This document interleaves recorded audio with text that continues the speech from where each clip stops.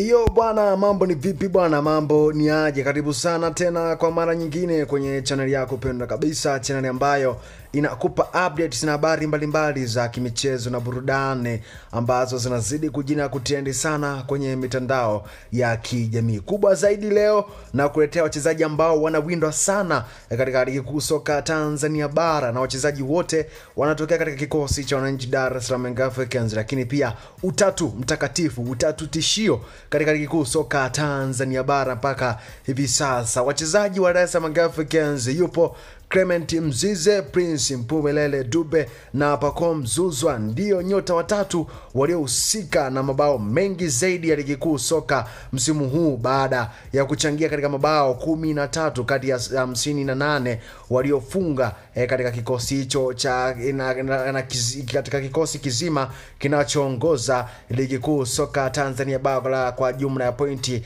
58.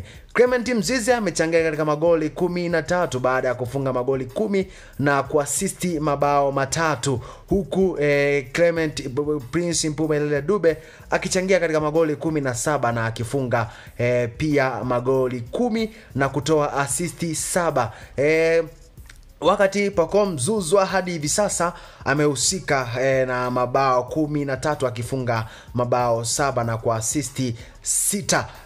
Bwana, huo ndio utatu mtakatifu katika kikosi cha Dar es Salaam Young Africans. Ndio wachezaji ambao wanawindwa kwa kiasi kikubwa na vilabu mbalimbali kutoka nyanda za magharibi mwa Afrika, ikiwemo vilabu mbalimbali ikiwemo Raja Casablanca, Al Ittihad kutoka Libya. Ndivyo vilabu ambavyo vinawawinda wachezaji hawa, lakini nikwambie tu kwamba Clement Mzize mpaka hivi sasa mambo ni bulu mpaka hivi sasa ni 80% kubaki aidha kuondoka katika msimu katika kikosi cha Dar es Salaam Young Africans kuelekea msimu ujao wa 2025-26. Ni jambo la kusubiri na kuona. Mwamba ambaye amekuwa na msimu mzuri sana, mabao 10 akipachika kambani na kutoa asisti 3. Lakini kwa upande wa Prince Mpumelele Dube, yeye anahitajika na kikosi cha Raja Casablanca. Mambo mpaka hivi sasa hayajawekwa wazi juu ya mambo huyo kuondoka katika kikosi cha Dar es Salaam Young Africans kuelekea msimu wa 2025-26. Pacome Zouzoua ambaye amekuwa na mwendelezo mzuri, ambaye